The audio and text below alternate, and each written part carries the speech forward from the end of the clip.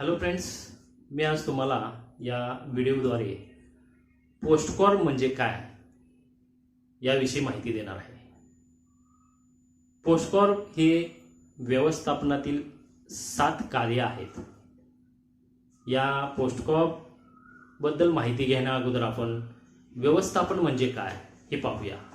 Generally management is the technique of getting work done from others, किंवा according to Henri Fayol, management means to project and implement, to systematize the organisation, to direct, to coordinate and to control. अशी व्याख्या Henri Fayol यांनी केलेली आहे.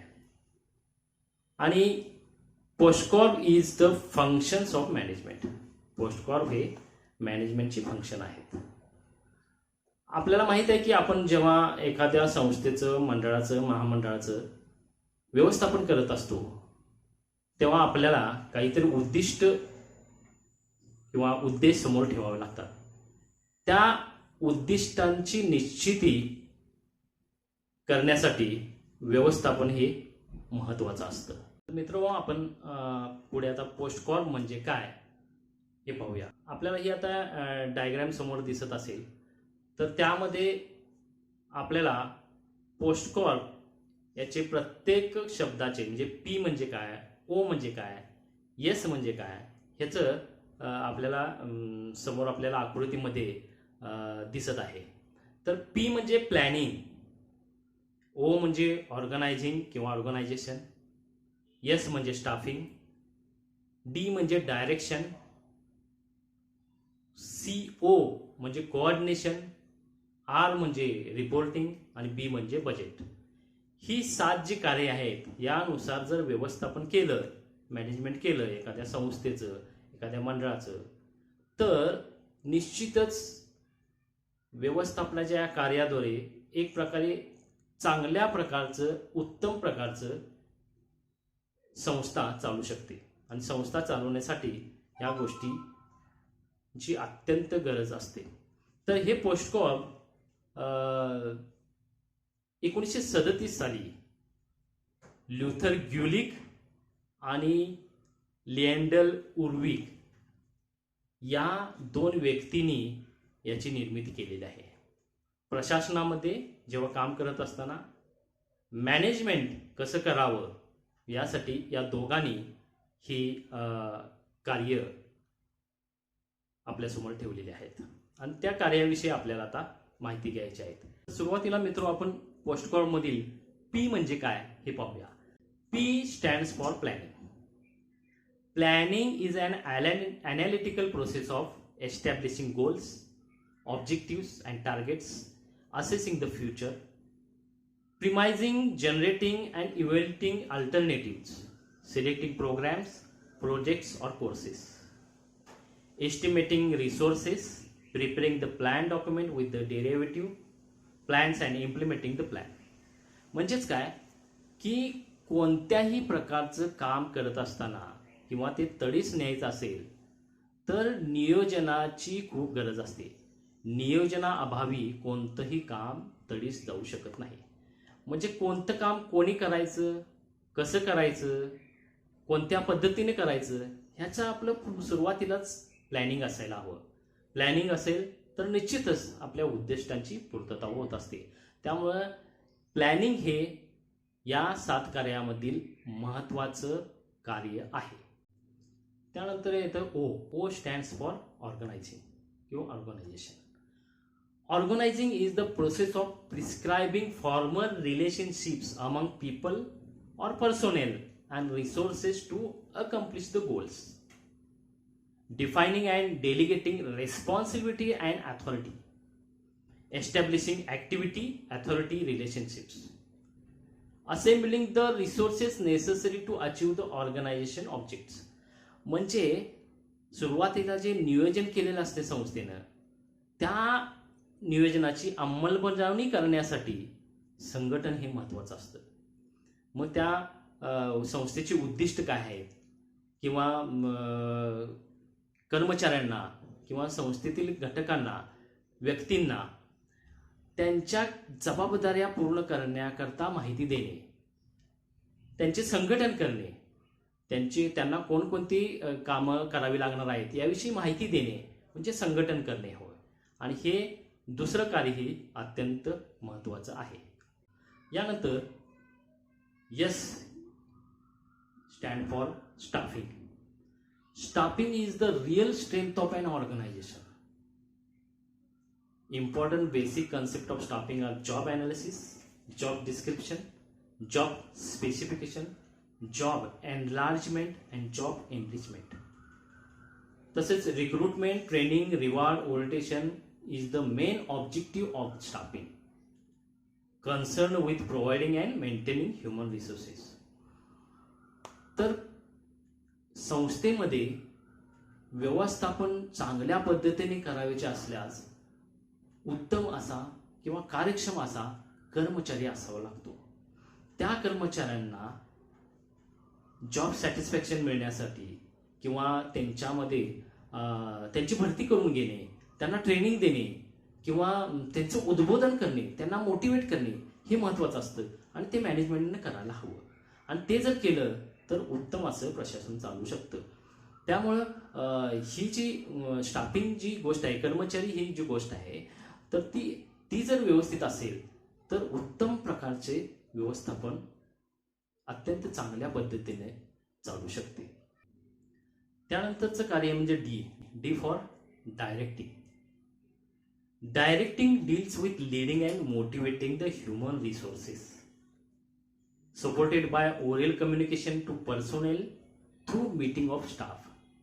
Directing is the managerial function that enables managers to get things done through persons both individually and collectively. म्हणजेच काय की direction जर असेल तर उत्तम प्रकारे प्रशासन चालत असतं. म्हणजेच कर्मचाऱ्यांना संस्थेच्या उद्देशाबाबतीत माहिती करून देणे, त्यांना कामाबाबतीत माहिती करून देणे, त्यांच्या कामाच्या जबाबदाऱ्या व्यवस्थितरित्या सांगणे, त्यांना मोटिवेट करणे हे या डायरेक्टिंगद्वारे करता येतं. आणि ते केल्यामुळं कर्मचाऱ्यांना उत्तम प्रकारे काम करता येते आणि त्यांना काही गोष्टी समजावून सांगितल्यामुळं, त्यांना दिशा दिल्यामुळं ते कर्मचारी व्यवस्थितरित्या उत्तम प्रकारे आपलं कार्य पार पाडू शकतात. त्यानंतरचं कार्य आहे CO म्हणजेच coordination. Coordination helps to achieve harmonious operations by interrelating various parts of an organization necessary to achieve maximum efficiency. Organization achieve its aims and objectives. Efforts of all units is essential. For example, in libraries, all procedures, activities lead to need maximum contribution. म्हणजेच समन्वय जर व्यवस्थापनामध्ये असेल तर व्यवस्थितरित्या उत्तम प्रकारे काम करता येतं. म्हणजेच काय, एखाद्या संस्थेमध्ये काही विभाग असतात, त्या विभागातील कर्मचाऱ्यांचे काम एकमेकाच्या विभागावर अवलंबून असते. त्यामुळे त्याकरिता समन्वय आवश्यक असते. म्हणजेच काय, समन्वयाद्वारे संस्थेचे उद्दिष्ट व उद्देश साध्य केले जाऊ शकते. तसेच समन्वयाद्वारे वेळेचे व्यवस्थापन ही केले जाऊ शकते. म्हणजे या समन्वयाद्वारे पैशाचा अपव्यय ही टाळता येऊ शकतो. त्यामुळे संस्थेतील काम चांगल्या पद्धतीने उत्तम प्रकारे करायचे असतील तर कोऑर्डिनेशन ही फार महत्त्वाचा घटक आहे किंवा कार्य आहे असं आपल्याला दिसून येते. त्यानंतरचं महत्त्वाचं व्यवस्थापनातील कार्य म्हणजे R stands for reporting. Reporting to a higher authority on their productivity both in terms of quality and quantity. Due to this process decision makers are well informed so that right decision are taken. म्हणजे कर्मचारी जेव्हा काम करत असतात तेव्हा प्रत्येक दिवशीची त्यांनी नोंद ठेवायला हवी मग त्यानंतर काही वेळेला 3 महिने, 6 महिने किंवा वर्षाखेरीस आपण केलेल्या कामाचा अहवाल वरिष्ठ अधिकाऱ्यांना द्यावा लागतो किंवा द्यावा. त्यामुळे काय होतं की वरिष्ठ अधिकाऱ्यांना त्या व्यक्तीचं किंवा आपल्या संस्थेतील प्रत्येक विभागाच्या कामाचं स्वरूप काय आहे हे लक्षात येतं आणि त्यानुसार त्यांना आपल्या संस्थेला काही निर्णय घेता येतात किंवा आतापर्यंत झालेल्या कामामध्ये बदल करण्याच्या दृष्टीनेही काही निर्णय घेता येतात. त्यामुळं रिपोर्टिंग हे फार महत्त्वाचं व्यवस्थापनातील कार्य आहे. त्यानंतर शेवटचं कार्य म्हणजे B stands for budgeting. Important activity accomplishing financial planning, accounting and control. Expresses the plans, policies and goals of an organisation for definite period of time. या व्यवस्थापनामध्ये अंदाजपत्रक तयार करणे ही एक महत्त्वाची गोष्ट आहे. आपण पाहिलं की बाबा कुठल्याही प्रकारचं काम असो त्यामध्ये आर्थिक नियोजन हे असावं लागतं. त्यानुसार संस्थेमधील कार्यरत प्रशासनामध्ये काम करत असताना व्यवस्थापनाला अंदाजपत्रक तयार करावं लागतं. म्हणजेच काय, अंदाजपत्रक ही एक महत्त्वाची ॲक्टिव्हिटी आहे. म्हणजे आर्थिक नियोजन जर असेल मग ते अकाउंटिंग करण्याकरता किंवा सर्व खर्चावर नियंत्रण ठेवण्याकरता या बजेटिंग महत्त्वाचं असतं. त्यामुळे काय होतं की बाबा कोणतेही काम करत असताना कितीपर्यंत आपण आर्थिक त्याच्यावर भार लादू शकतो किंवा कुठल्या मर्यादेपर्यंत आपल्याला ते नियंत्रण ठेवायचं आहे ते बजेटिंगमुळे लक्षात येतं. त्यामुळं हे शेवटचं जे कार्य आहे व्यवस्थापनातील हे अत्यंत महत्त्वाचं आहे असं मला वाटतं आणि आपल्याला तसं या व्यवस्थापनातील कार्यावरून दिसून येतं. तर सरतेशेवटी आपल्याला असं लक्षात येईल की सो दीज 7 फंक्शन्स म्हणजे POSDCORB, planning, organisation, staffing, directing, coordination, reporting and budgeting are very important functions of management for good and qualitative management, and it's important to library management as well as the management of industrial and organizations. म्हणजे ही जी व्यवस्थापनातील 7 कार्य आहेत ती व्यवस्थापन करताना एखाद्या संस्थेचं, मंडळाचं किंवा महामंडळाचं कोणत्याही प्रकारचं व्यवस्थापन असू दे, कुठल्याही प्रकारचं व्यवस्थापन असू दे, त्यामध्ये ही जी 7 कार्य आहेत ती फार महत्त्वाची आणि मोलाची आहेत. या 7 कार्याद्वारे अगदी उत्तम प्रकारे व्यवस्थापन केलं जाऊ शकतं. आणि ही जी 7 कार्य आहेत ही कुठल्याही विषयासंबंधी असतात. म्हणजे विद्यार्थी जर असतील तर त्यांना ते राज्यशास्त्र असू दे, लोकप्रशासन असू दे किंवा ग्रंथालयशास्त्र असू दे, असे जिथं जिथं मॅनेजमेंट आहे तिथे तिथे ही 7 कार्य महत्त्वाची मानली जातात आणि या 7 कार्याद्वारे व्यवस्थापन केलं तर उत्तम प्रकारे व्यवस्थापन होऊ शकतं.